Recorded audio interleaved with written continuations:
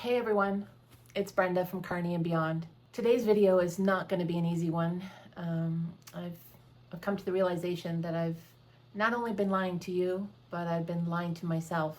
And I really want to share my thoughts around it, and hopefully it'll help you on your journey, because boy oh boy, have I ever paid for this mistake.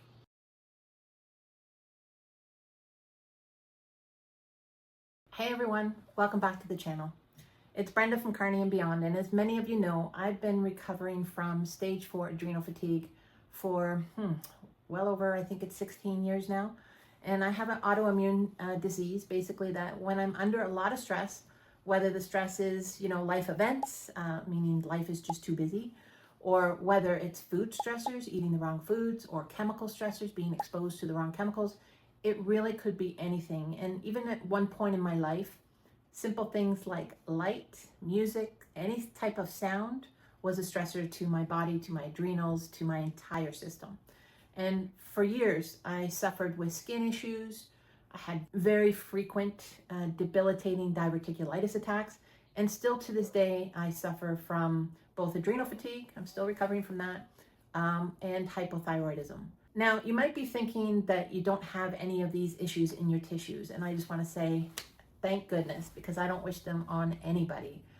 And you might be thinking that this video isn't important to you, but I beg to differ.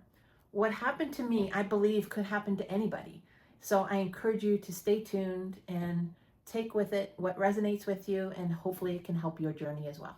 So I hope you don't mind, but for today's video, I had to write a couple of notes because there's just so much that that happened up to this point in time that I want to make sure that I don't miss anything and really give the value that will allow you to see how this all unfolded, and also my truths that I want to share with you. So let's get into it. When I started carnivore journey with the Steak and Butter Gang in October of 2024, I had amazing results. Some was weight loss. I lost a total of 44 pounds at one point. And then I experienced months where I didn't lose a pound, but I still continued to lose inches like crazy. Also, I was feeling that a lot of my skin issues, my diverticulitis had stopped attacking me, and so many other good things was coming out of the carnivore diet. And this was something that hadn't happened to me when I was juicing, fasting. I was on a vegan diet for a while, did keto for years, but after doing those diets, it almost seemed like after a couple of weeks, maybe up to 6 weeks, then all of a sudden my body would start reacting again in the ways that I was trying to heal. For instance, my body would start slowly gaining weight again, or my diverticulitis attack would happen, or I'd have skin rashes pop up. So when I started carnivore, I had a lot of hope, and I was really excited about this way of eating. And that's why in March of 2025, I decided to start a YouTube channel. Not only to help with people with adrenal fatigue, which is one of my main dis-ease, but anybody with an autoimmune or an illness, a dis-ease in the body. And I was super excited to share my story, which I have done through weekly videos. But today I have something to admit, and boy, oh boy, I have learned a lesson. So you may have noticed that in a lot of my recent videos, that I've been sharing that I typically try to limit the amount of cheese that I have in a week. Dairy is very inflammatory to my body, and inflammation causes disease within the body. So typically I would have 2, sometimes 3 days a week. I would have some hard shredded Parmesan cheese, and it seemed to agree with my system, no problem.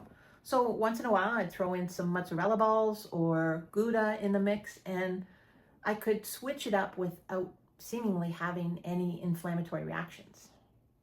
So as my body is healing, you got to remember, for 13 years, basically, I was bedridden most of the time. And I got to a point where I could work full-time from bed. I would just change the background of my Zoom call, and it would look like I was in an office. And I was a high performer from bed, and I was okay with that. Oh wait, that didn't really sound right. You know what I mean. What I'm trying to get at is carnivore was finally something that was working for me. Finally something that was helping me release the extra weight. It was helping me heal the diverticulitis, or at least I thought so. And, all in all, it has. But when I joined the Steak and Butter Gang, there's one thing that they have a lot of great meetings, a lot of great support meetings. And they talk about, are you an abstainer or a moderator? And basically, an abstainer means that you cannot have whatever it is you shouldn't be eating, or you should be eating in moderation in the house. Because if you do, you're going to open that package, say it's cheese curds. You're going to open that package of cheese curds, and instead of having one or two of them and being satisfied, you're going to open that package and sit down and eat the whole thing while watching a TV show. So I am not an abstainer. And then they talk about, well, then you could be a moderator. A moderator is basically, you can have that item in the house and you can go and get a piece of that item, say cheese curds, and just take one or two and put it back in the fridge and walk away and maybe not think about it for another week. You wouldn't constantly obsess about it. So it was safe to have it in your home and keep it there as a snack once in a while. So I would consider myself a moderator. I've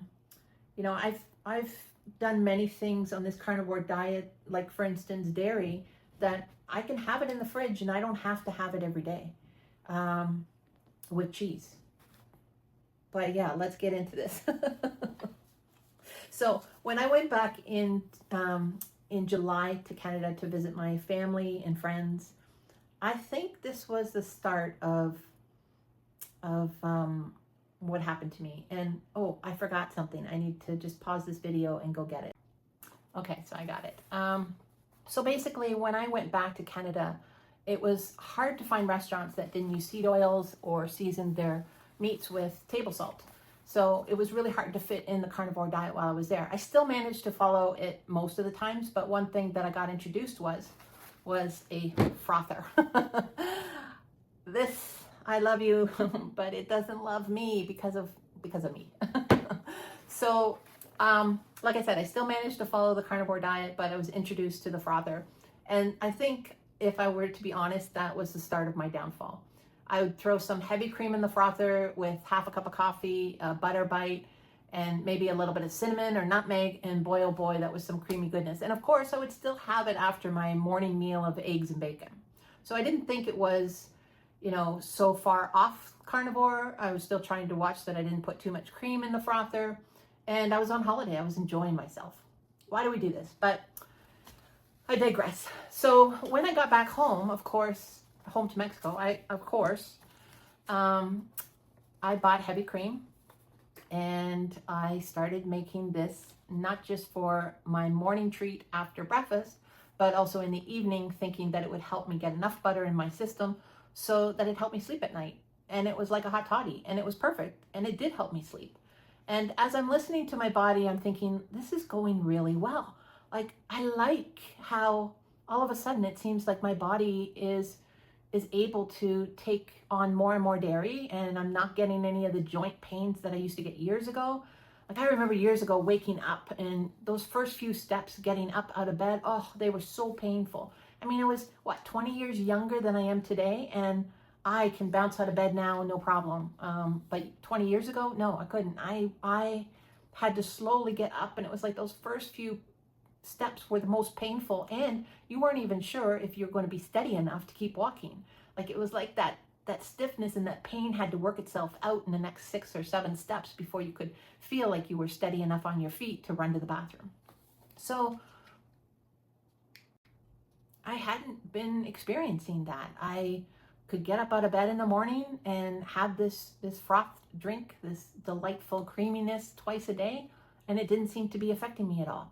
Now, you're probably getting a little bored at this time with the story. I don't blame you, but if you can just please hang in there, because I believe it's important to give the context of how this all happened before I tell you what took me over the edge. And it wasn't the cream that took me over the edge. It wasn't the froth cream that took me over the edge. It was something else.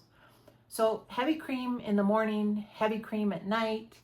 And of course, I'm saying that yes, this did contribute to the event that happened, but it wasn't the thing that actually caused me to go over the edge. So hang in there.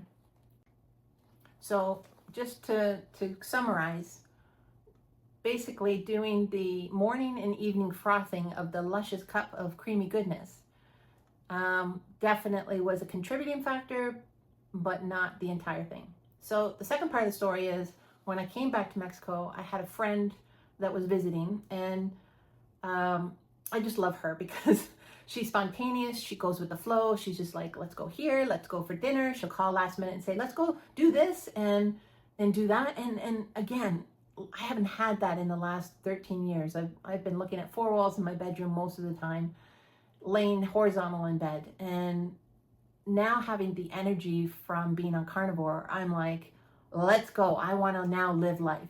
And it was much easier to stay on the diet, even last minute, running out for dinner, last minute doing this, going here, there, because I have those carnivore snacks built up in my freezer where I can just grab them and go. And also I know what to ask. I know where to go around here. I know which restaurants are so-called clean. But what killed me was going to the buffets at the resort. And that's even not a correct statement. Hang on. So those buffets, you just can't pass them up.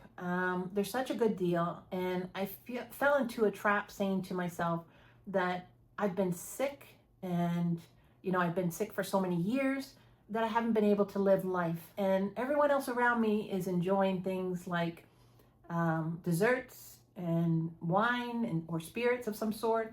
And I'm here and everybody else around me is having a meal. They don't really notice that I'm not having what we would call like a standard American diet meal, but they do notice that I'm not drinking. And I'm like, I'm sort of standing out.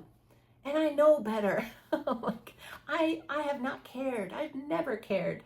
When I was so ill, I never cared that I would not be sipping a glass of wine at dinner, because I knew just that one sip, how much that one sip would cost me in my progress. But since carnivore, I've gained so much energy, feel so good. I feel like I've healed a lot of my chronic illnesses. I hadn't had the chance for more than 13 years to do what other people take for granted. So I wanted to experience what everyone else had, to have a meal and to be able to have an alcoholic drink with it. And especially when we went to the beach resort for the full day and spent the day at the beach, we went and we had a beautiful breakfast, totally carnivore approved. I had lots of bacon. I had a lot of poached eggs, a little bit of cheese, and then we headed off to the beach for the day. But what I'm about to share with you was what I had additionally with that breakfast, and that was two I want to say bottles, no, 2 glasses of champagne. So everything else was carnivore except for the liquor. And this is where the truth comes. I didn't stop there. We went down to the beach for the day, spent the day there. I think I started with a vodka and lime, and then I had a margarita because one of my friends loves margaritas, so it was like in honor of him, I'm gonna have a margarita. And then I had a glass of rosé wine, and then of course we finish off the evening by having a small meal by one of the resort pools that has a snack bar. Beautiful snack bar. Now I know you can get a beautiful piece of salmon with some shrimp adorning the sides of it and a salad, so I could not get the salad and just have the salmon and shrimp. But I ended up having fish tacos that night and didn't eat the taco shells.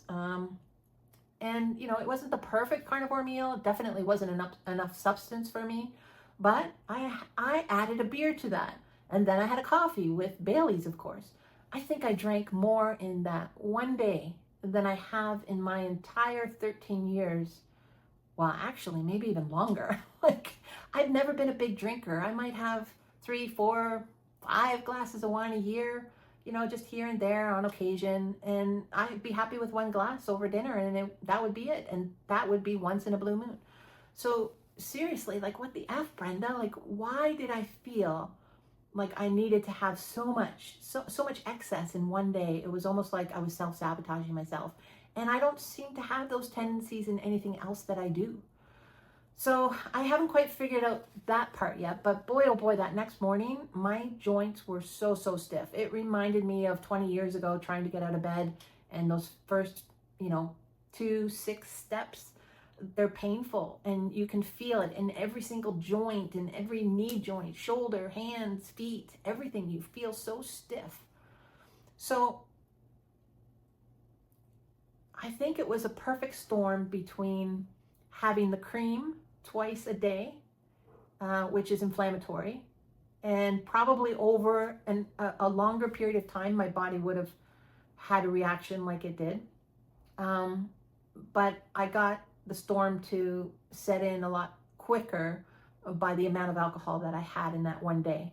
And my body screamed at me. So how is it screaming at me? Well, the obvious one is inflammation, the joint pain. The second is I haven't had a diverticulitis attack ever since I started carnivore in October of 2024.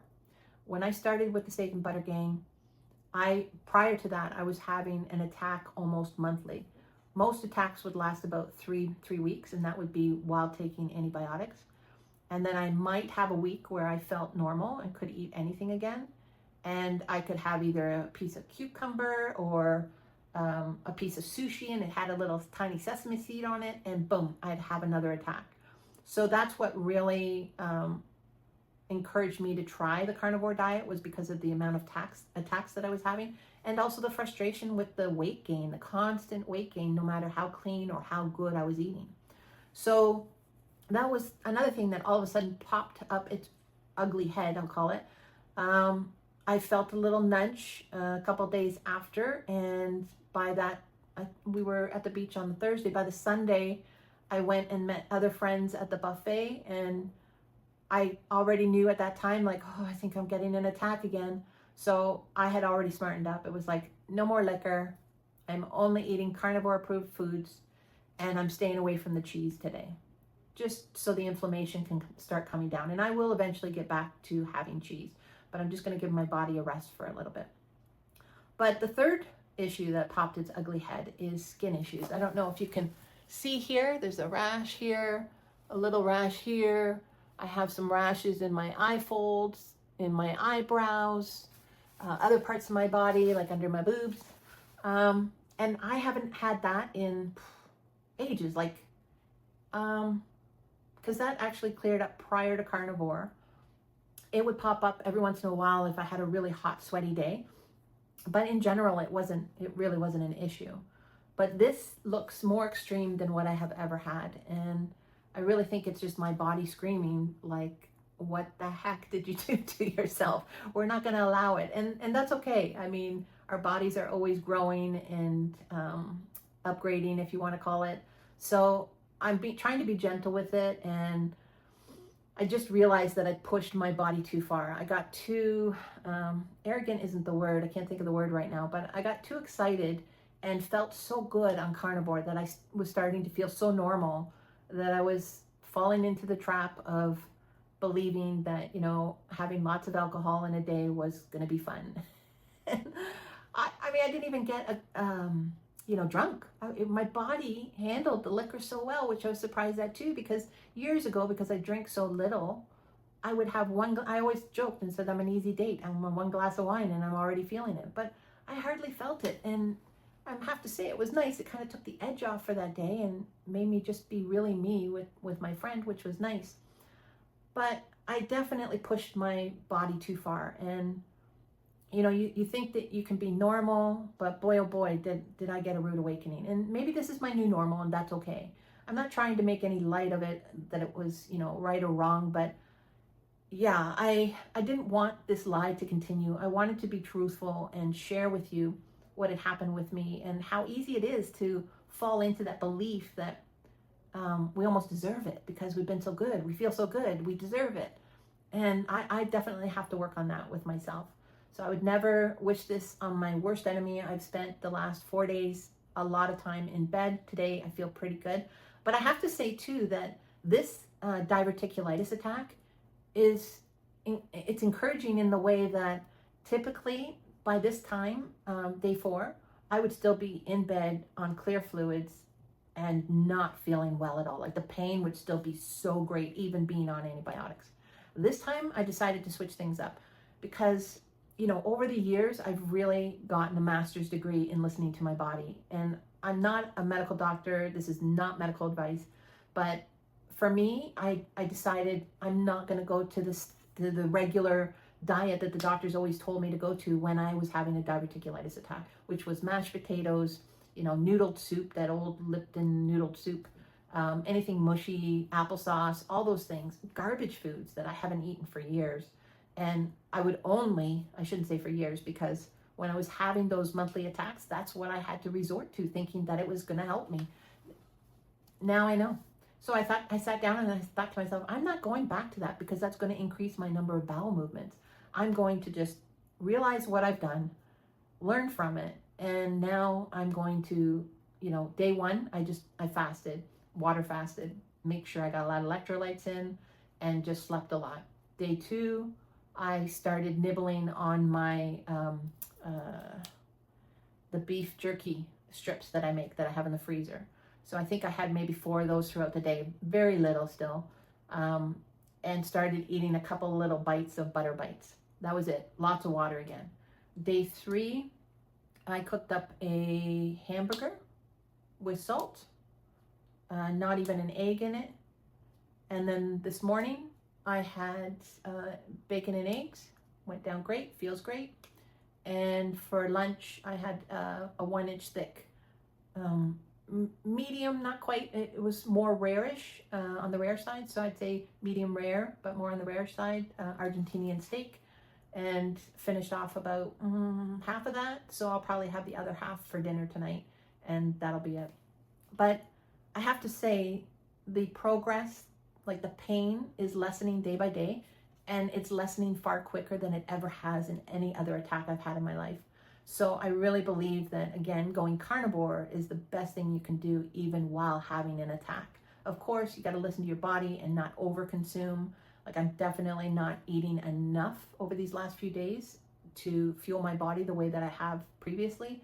However, I think in the circumstances, it's the best way to do it. And I'm slowly introducing more and more, and I'm staying away from dairy completely. And I'll probably do that for maybe 3 weeks.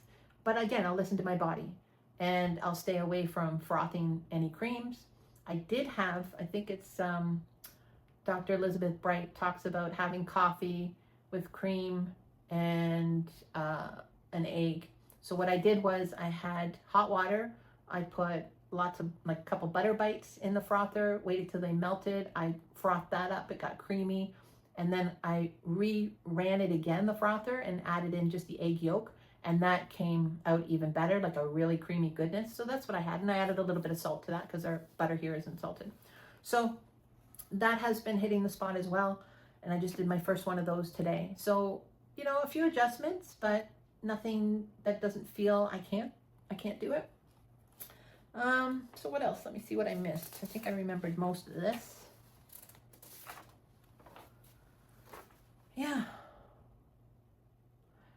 Yeah, so I just, I guess I just wanted to really just be honest with you guys and kind of tell you what had happened. And it's not the end of the world. I mean, I'm putting this behind me and getting back on track and honoring this majestic vessel. And I know that there's so many benefits to carnivore, so I will continue doing that. And I just have to get past this when I go out. And, even now I'm sitting here saying, well, it's okay, like once in a blue moon to have a glass of wine. Maybe it is. Or a vodka on ice with lime. Maybe it is. But right now, I think healing is way more important. And that's what I'm going to stick to. So that's my confession, guys. It was a fun week last week. It's a challenging week this week of healing. But I'm getting back on track. So I hope this helped, and I'm sending you bacon-scented blessings for your week ahead, and I love you lots. Until next week, hasta luego. Steak on my plate, it's a dream come true. Butter melting down like morning